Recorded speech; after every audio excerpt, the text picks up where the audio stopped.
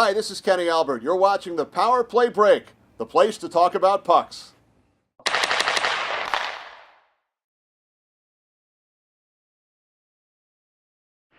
Hey everybody, it's Chris Riley again for the Power Play Break. We're here with Matt Herr, Regional Manager for the American Development Model for USA Hockey. Welcome to the program. Thank you, glad to be here. Let's talk about first your hockey career, and then we'll get into the ADM in a little bit. You grew up in New Jersey, much like I did, right near me, and you grew up in Alpine, I grew up in River Edge. Yep. Talk about, though, your choice to go to Hotchkiss and why you decided to go to Hotchkiss. Well, I was born in Hackensack, New Jersey, Chris, and one of the things was, in Hackensack and around that area, there was no ice house. There was McKay Park.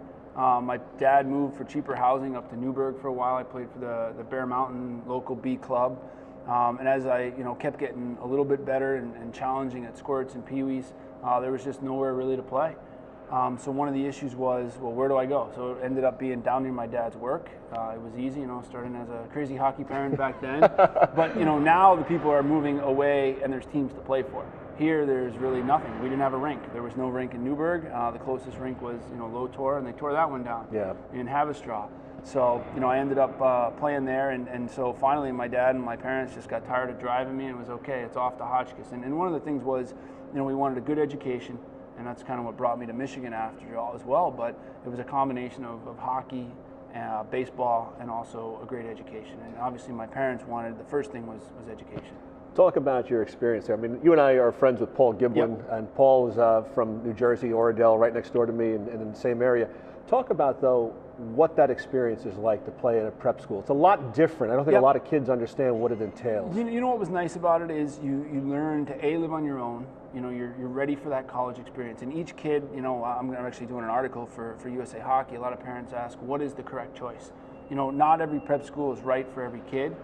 Some kids should stay at their local public school or their local Catholic school, complete that, and then go right to college and play club hockey. Others, need to make the decision to say, hey, I need more of an academic challenge or I need more of a hockey challenge. And this is the route for my kid. But for me, it was a good choice because I was also a baseball player. And, being a two-sport athlete, it was a perfect fit for me. Also, to challenge myself academically.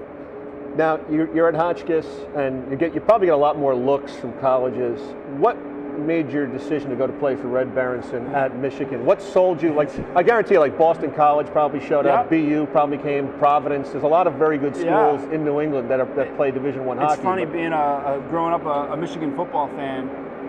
Throughout my life, my dad's like, okay, well, you can visit one Big Ten school if you want. At Hotchkiss, you're like, okay, go to Harvard, go to Brown, go to Yale. So I visited all those schools and, saying this, okay, Ivy League, okay, this is what you had to do, Hockey East, BU, BC.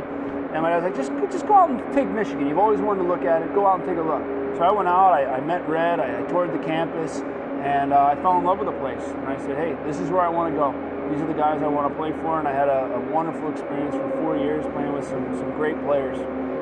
Now, you're at Michigan, and you're playing, talk about the step-up level. At prep school, there is a big jump, but now you're playing against guys. The pyramid, they say the sports pyramid always shrinks as you move up. What was the biggest challenge for you?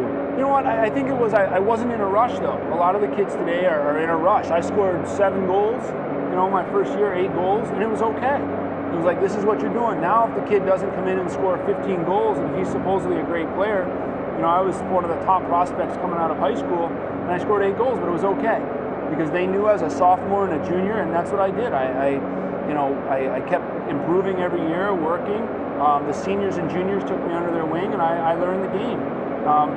Today everybody's expecting these kids to come in and just be, immediate impact players, which some of them are, and then the other ones, they get down on themselves, and we end up with kids saying, oh, I'm not good enough, and now, they want immediate results versus just the development process.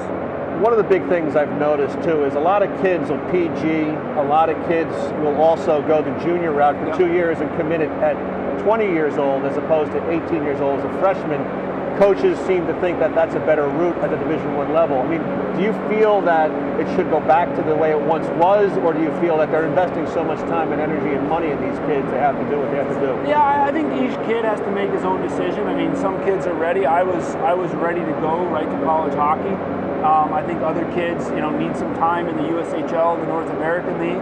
but I think the parents need to find the right fit, and the parents also need to realize that there's life after hockey. Really take into account that education, because you know what? They might be done. At prep school, I had a lot of debates with kids. Hey, do you want to go to school A and play Division I hockey and sit on the bench, or do you want to go to school B, which is a Division III school like a Middlebury or a Bowdoin or a Trinity College, get a great education and play great Division III hockey? So there are a lot of choices, and I think as a family, you got to realize, what the end result is and what you're looking for out of your son or daughter's life. Now, you finished your career at Michigan. You had a great time there. It really set the table for you to go to the NHL. Talk about that transition. Now all of a sudden, you're coming from New Jersey, yep. And Jim Dowd. And, not a lot of us out there. No, like Jim Dowd, who we've had on the show, yep. Max Mittendorf, who I had the pleasure of playing with, came from New Jersey. Not a lot of guys out there. Yep. But now you're going to the NHL out of Michigan. What was that like all of a sudden to know? I mean, the Caps had drafted you. Yep. I mean, was it exciting for you? You're saying, oh, this is the culmination of what I was looking to do. You know what? For me, it was still about fun. It became a job, I think, once I realized that, hey, this is what it takes to stay in the NHL after I got sent down. But I was lucky enough that, when I came to training camp, they never thought I'd make the team. 3 or 4 guys got hurt. I had a really good training camp. And, my first game was lucky enough to be a National Hockey League game. All I remember is coming out through that big blow-up, they blow up that big thing, the Big Eagle at the time at the Caps, and you come out through it and, skate onto the ice to a packed crowd. I think we were playing Philadelphia at the time, and, it's just a special moment, and you share it with your family as well, because your family, youth hockey is not an easy route. But my dad and my mom and my family were just happy because it was something I've always wanted to do. But for me, it was about fun. My mom and dad were never pushing me. My dad was the guy who stood in the side of the corner, and he helped me when I coached. And he was never a hockey guy. He was a baseball, football coach, but he loved the game and just loved being a part of learning about coaching. Now you're playing in that first game. Yep. First shift. Jitters, nerves, excitement? Oh, really nervous. I think I dumped the puck in 2 or 3 times, but I got a lot of hits. And it's funny, in my first game, I got through the first period. Actually, no, I got through the first 10 minutes of the game. I think I played 4 shifts. I was coming around the net, and the guy reached around and caught me right under my nose. Concussed me. I went out for a but that was back in the day when they really weren't sure about concussions. Yeah. And Dick Patrick, who's the CEO of the Washington Capitals, friends with Jeff Halpern, who I grew up playing with. I'm sitting on the table getting stitched up, and I look over, and Dick Patrick's probably about 6'7". And so he's standing over me. He's like, "Matty, you okay?" I'm like, "Hi, Dick. How you doing today?" And he's funny because he's also a Kent School graduate. Yeah. And then I went on to coach at Kent, which is very ironic. We'll get to that in a sec. But first NHL goal. Yep. What do you remember about it? Who was it against? It was against the Tampa Bay Lightning, Billy Ranford, and it's funny, I had a really good training camp, and I went on I guess as a rookie, a 6-game drought. It's not really a big deal, but I was hoping to score some more goals to stick around, and I was kind of forcing a little bit, and I rolled off the wall, and maybe a future Hall of Famer in Billy Ranford. I came off and 5-hole through his legs with a quick release with Mark Tenorti on the ice, and a couple other Brian Bellows and some Adam Oates and some really good players. But it was fun. My uncle was in the stands, so one of my family members was there down in the Tampa area. Documented, right? Yeah, exactly. I have a picture with the puck. Do you still have the puck or no? I still have the puck. The NHL does a nice job of making sure you get your first goal. Now, you start bouncing around the NHL, and yep. you start getting moved, and you start going up and down. And do you ever say to yourself, I don't know if this is for me now. I'm having fun, yep. but I'm going to the minors, I'm going to Portland, I'm going here. I'm not catching on. Am I not doing something? Do you start to self-doubt yourself at all? Yeah, I think there's always self-doubt. Like I tell kids now in my job, it's you got to develop the confidence, and you got to get to where even the greatest players in the world sometimes will lose some confidence. And for me, I always knew I had an education to fall back on.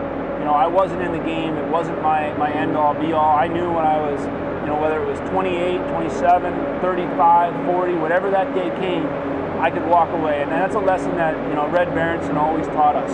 He said, you need to be able to walk away from the NHL and say, I don't need you. If someone says you're going to Siberia, you're going to say, nope, I have an education, I have my degree, I went back and got my MBA, when I was playing in Germany. Mm-hmm. And so, for me, I loved hockey. It was, a great experience for me, but it wasn't my life in the end. Now, you make the transition out of the NHL and playing professional sports. A lot of guys get lost. Yep. A lot of guys, even though they have the degree, it defines them to a great deal. But for you, it didn't really seem to define you. Where'd you wind up at Kent, and how did you wind up there? It was funny. It was during the lockout year. My wife and I were, we were going to Switzerland at first. We're like, I was a member of the PHPA, the Player Association Negotiating Committee. It was the year of the NHL lockout. We were going to get all the NHL guys down. I was a veteran at the time with 600 and some games. Where was I going to have a job? A job in hockey. And so my wife's like, listen, we got a baby on the way. What are we going to do? So I ended up, doing some interviews that weren't hockey related. One of them was at Kent School, and the school was nice enough to say, hey, listen, we'll give you the job. And then I signed a contract in Germany, and I told them, hey, I'd love to play one more year. And they said, okay, well, let us know next January. So they stuck around, and they ended up hiring my wife as well. And I went to play the year in Germany during the lockout, and I enjoyed my experience. And I fought some injuries off. And, it came to the point where it was time. I had a child over in Germany, Cameron, who's now 8 years old, and playing youth hockey. Yeah. But it was a lot of fun, but it was time. So I took the coaching role at Kent.